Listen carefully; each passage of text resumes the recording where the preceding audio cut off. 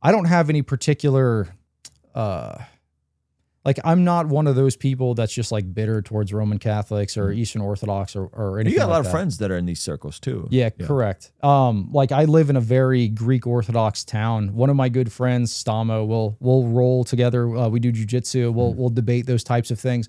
But I've attended a divine liturgy with him in the past, just to kind of see what it was like. Some of the language that I hear at the divine liturgy is kind of problematic, particularly surrounding like the Theotokos.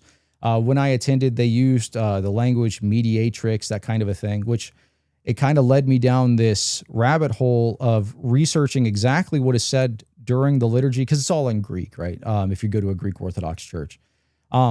Some of the things that they say at certain parts of the year in the liturgy are problematic. Like what? Like give me an example of something they say with regards to Mary. Right. That, because Catholics will get a lot of flack for, really viewing Mary in a high position. But it seems like the Eastern Orthodox do as well, and sometimes to an even more reverence, borderline beyond just reference with Mary. Sure. So I have a liturgical prayer book from the Holy Transfiguration Monastery. So the liturgy doesn't change. It's the same for thousands of years. It just stays the same, right? So it's not like these are things that can later be corrected. They will read this throughout the year. Now, this one particular canon that I'm going to read, this is the Great Canon to the Theotokos. This is read once a year, but just listen to some of the language that they use to describe the Theotokos. Okay. So, do thou open the portal of compassion unto us, O most blessed Theotokos, for hoping in thee. Let us not fail, we pray. Through thee may we be delivered from adversities, for thou art the salvation of the Christian race. Sheesh. So, does that sound... Thou art the salvation. What? Okay, keep going. Yeah, does that sound problematic to you? A bit, yeah. There's several prayers like this throughout the liturgy that are kind of problematic. There's another hymn that they sing pretty regularly called the Akathist hymn to the Theotokos, and that has similar kind of problematic language. Maybe not as problematic as calling her the salvation of the Christian race, but pretty problematic. Let me go ahead and pull that up real quick. So what if they were to say, you don't get it. These are just kind of more poetic prayers. We're not literally praying to Mary. We're not saying she's literally the salvation. It's more art and poetry. What would the response be to that? I mean, I don't know if they would say it's more art or poetry, but the argument that I've had when I bring this up in debates is they'll say, well, it's appropriate to call her these types of things because she gave birth to Jesus. So without Mary, Jesus wouldn't be here. So it's appropriate to give her kind of the honorifics of Jesus Christ. My counter to that is I don't call Thomas Edison's mother the inventor of the light bulb, so I don't think it's appropriate to call, Mary the salvation of the Christian race just because she gave birth to Jesus. But that is kind of some of the language that they'll use throughout the liturgy, and they'll give her the same honorifics that they will give to Christ, at least verbally. I want you guys to know, Occupied Till I Come, 60-day devotional on sale for our big Father's Day sale. 35 days in the Old Testament, 25 days in the New Testament. This is where we actually transition into the New Testament, day 36. And what's cool about this is we have a reading that you go through. There's a verse here that kind of summarizes the reading, and then there is a additional chapter of reading with custom journal prompts at the end of each reading. So there's also a section for prayer requests. I always recommend you keep track of your prayers. Why are we telling you guys about this? Well, to show off our brand new amazing overhead camera, but because we're doing our biggest sale ever, not our biggest sale this year. I think our biggest sale since Black Friday or Christmas, and this is $22. We usually have these upwards of $40. They're pretty much 50% off, available right now, and along with our entire Priest Provider Protector collection. So Father's Day always gets slept on. Don't sleep on fathers. Go scoop your father, your grandfather, your mentor, your pastor. Get them something. Get something for yourself. Every time you put this on, you're reminding yourself what it is that you are called to as a man of God, to be a priest, provider, protector of your home. We also have the individual pieces. We got some puzzles on here. We got the long sleeves. We got our cheapest hoodie we've ever made, $45 hoodie, same blank as this oversized tee, this is the one I'm wearing, Lane 7. So go to blessgod.shop. Get that now. I think you guys will appreciate it. Get your Father's Day shopping done. Like, knock it out. Don't worry about it later. Now, they'll say that there's a distinction in the level. Like, it's not like they're worshiping her. It's more like veneration. But the language is extremely problematic. Interesting. And did you say you had another one that you found? Yeah, let me pull that up one second. Yeah. I think sometimes I think we as Protestants don't give enough reverence to Mary, or we could be a little too flippant, because what she did is obviously huge, and we see language throughout church history of a high degree of reverence for her. Often the title Mother of God is used, and how do you feel about that title specifically when you see Mother of God used within church history? Is that an appropriate title? Yeah, I think Theotokos is an appropriate term. Christ is fully God, fully man. So if you deny the term Theotokos, you're Nestorian, right? You're making a distinction between Christ's human nature, his divine nature, which you really can't do. Christ is fully man, fully God.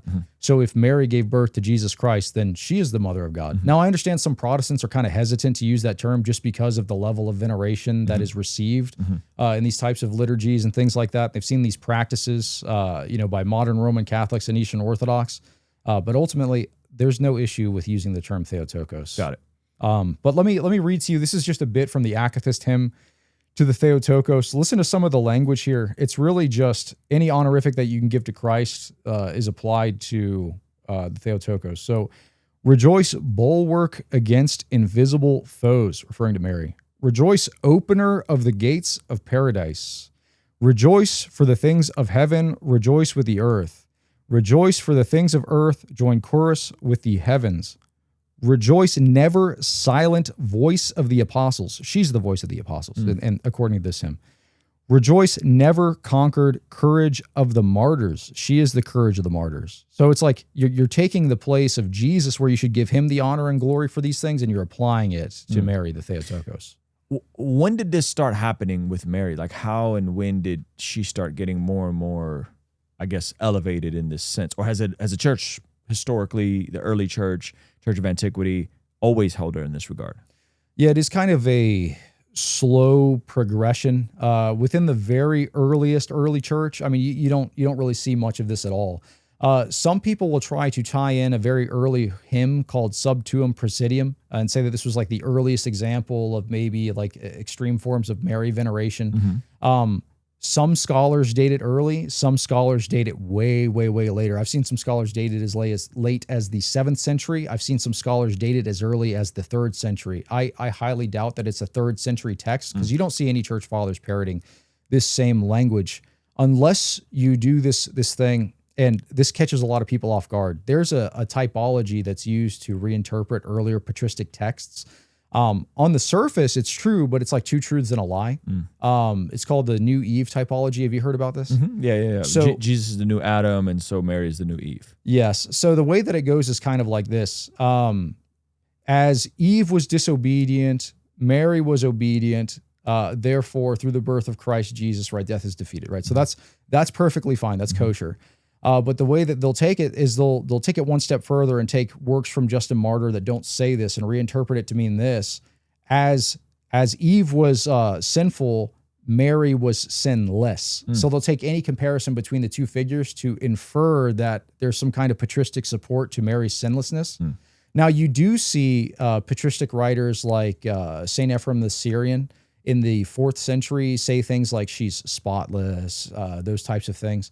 But if you were to try to plug that into the kind of Roman Catholic worldview, where they're bound by, like, it's a dogma to believe the Immaculate Conception, they do use St. Ephrem the Syrian as one of their like proof texts for this being like an early teaching. However, he also says that her womb was a place of birth pangs and curses, which like she had original sin. Like, that's a big issue. You can't say that she had original sin and was also, she herself was immaculately conceived. Would you say Jesus had biological brothers? Would I say that he had biological brothers?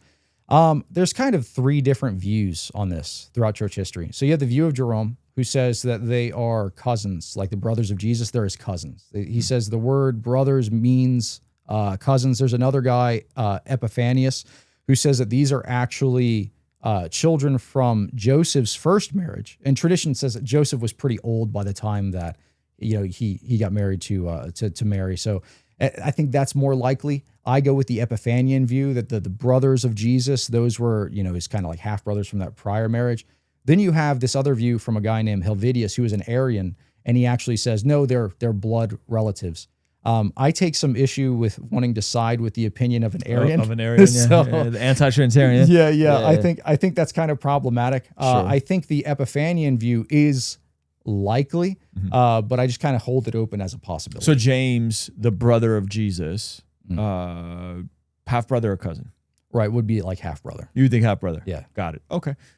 So then perpetual virginity of Mary Possible. still on the table for Yeah, you? possible. Yeah. Really? Yeah, absolutely. Yeah. What about the verse where, we as Protestants would go where it says, and Joseph did not know her until later. I can't remember. I'm paraphrasing the verse, but there's a verse where until.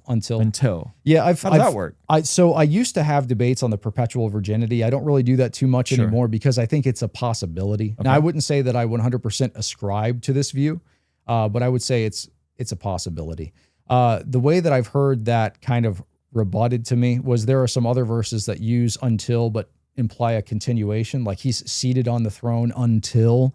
And it doesn't mean that Christ was taken off. He's going to be taken off the throne at some point, but it, until can imply in some contexts a continuation.